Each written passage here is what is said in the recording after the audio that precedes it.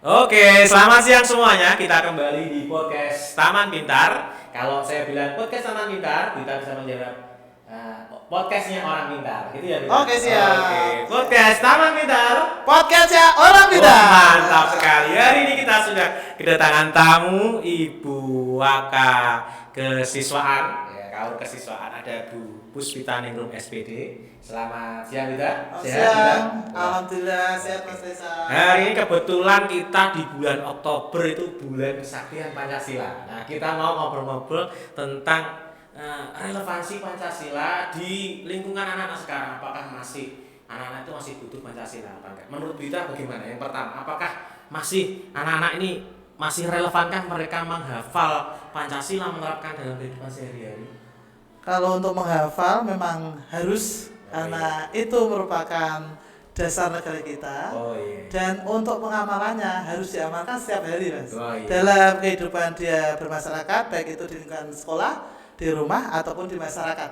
Oh iya. Karena sampai saat ini kita melihat banyak sekali anak-anak yang kalau misalkan kita BDI, Oh apa iya. aja? Kita beri pertanyaan. Beri pertanyaan.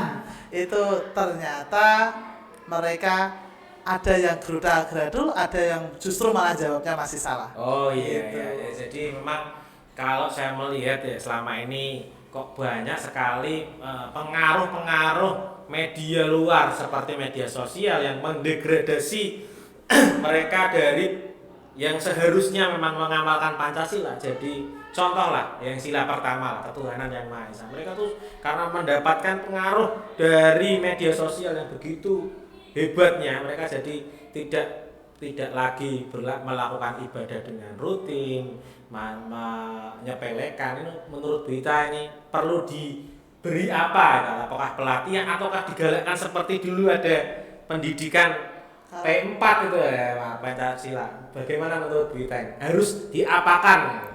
Ya, gini. Bisa saja untuk menarik perhatian anak-anak terkait dengan pendidikan Pancasila, terutama untuk sila pertama, Mas.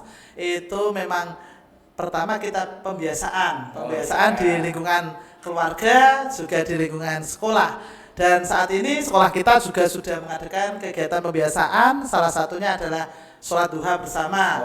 Kemudian ada program sholat duhur berjamaah.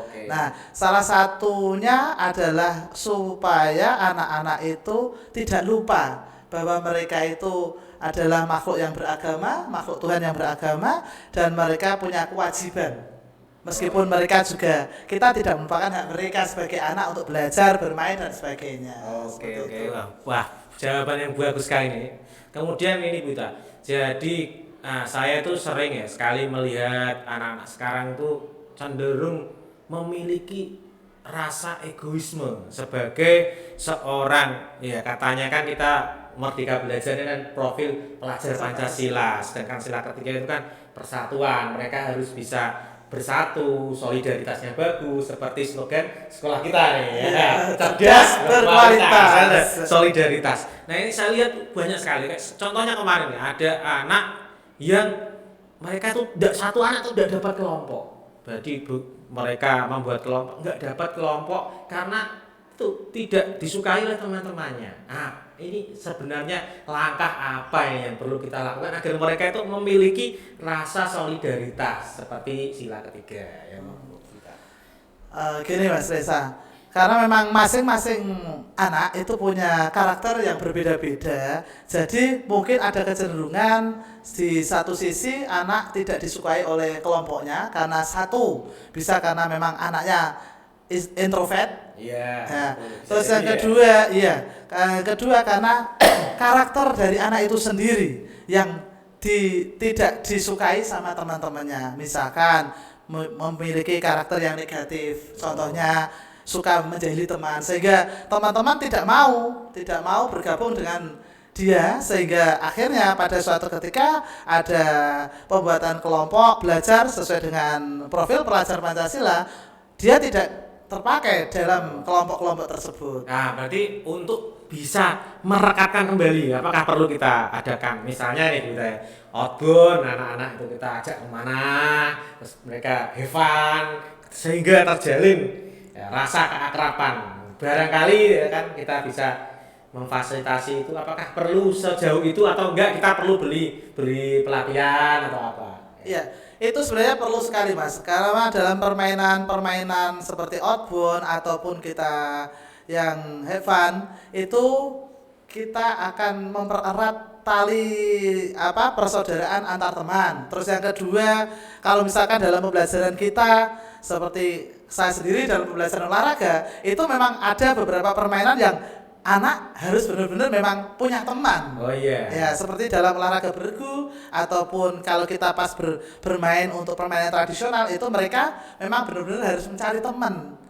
Kalau tidak ada temannya berarti dia akan kena hukuman seperti itu. Itu salah satu usaha untuk mereka harus selalu memang harus komunikasi dengan temannya. Iya, ya memang menjadi masalah ini karena kan seiring dengan berkembangnya gadget nih. Jadi orang-orang itu cenderung tidak pengen berinteraksi secara langsung. Jadi dia sudah punya teman di Facebook, di Instagram, di TikTok sehingga mereka merasa tidak pengen punya teman. Itu saya melihat wah fenomena ini kok nanti lama-kelamaan nih manusia tidak lagi berinteraksi dengan manusia yang lain. Ini kan perlu kita waspadai ini. Ya, mungkin dari kesiswaan sih juga bisa mengadakan hal-hal ya semacam itu. Ya, mungkin ada lagi yang perlu kita waspadai ya di antara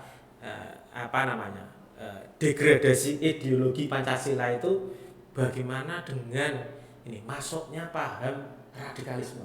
Kita melihat ini ada sekarang tidak hanya di orang-orang dewasa, bahkan anak-anak itu sudah mulai di brainwash, dicuci otaknya agar mereka fanatik sempit sehingga melihat orang lain yang tidak sependapat tuh jadi ora sependapat kafir. Nah, itu bagaimana sekolah menanggulangi itu dengan cara biar orang-orang anak-anak ini nanti bisa memiliki rasa toleransi meskipun berbeda tapi ya tetap menghargai kepercayaan orang lain dan sebagainya.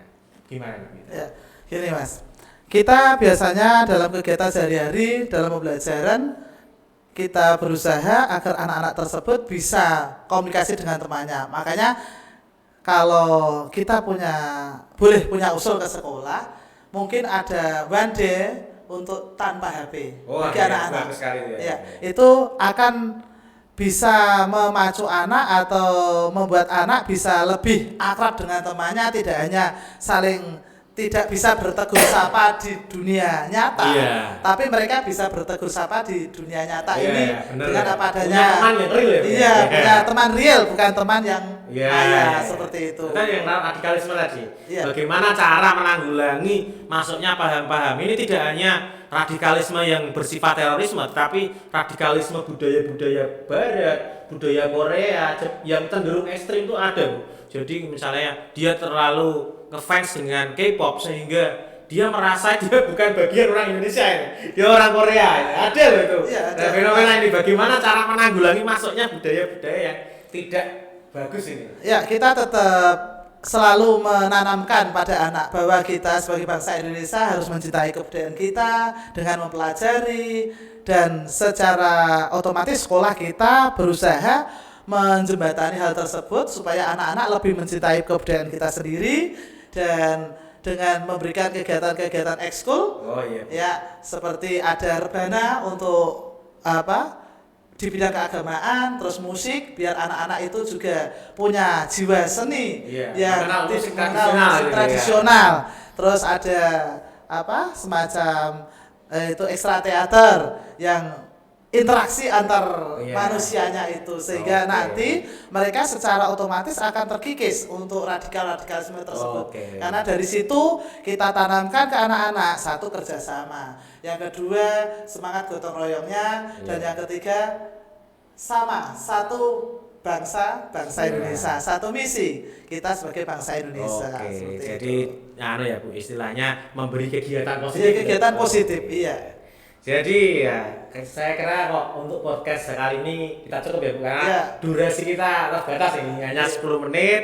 Ya sekali lagi untuk teman-teman ya yang menyaksikan podcast ini, jadi Pancasila itu pada intinya penting ya Bu, ya. Penting. Masih sangat penting untuk kehidupan kita sebagai masyarakat Indonesia agar tetap kita memiliki rasa ideologi yang sama. Jadi kali ini kita telah bersama Bu Puspita Ningrum di podcast Taman Pintar.